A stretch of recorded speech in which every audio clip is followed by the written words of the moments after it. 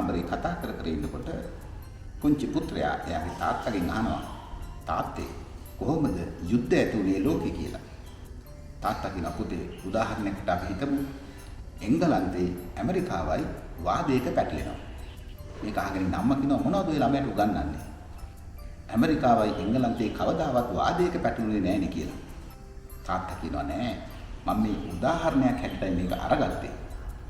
අම්මා කියනවා ඔයාගේ මනස්ගත විකාර වලින් මේ ළමයාගේ ඔළුව අවුල් කරන්න එපා කියලා. තාත්තා කියනවා ඔයා තමයි ළමයාගේ ඔළුව අවුල් කරන්නේ විවිධාකාර මනස්ගත කියලා කියලා. මේ දෙන්න ඒ ගැන වාද විවාද කරන්න පටන් ගන්නවා.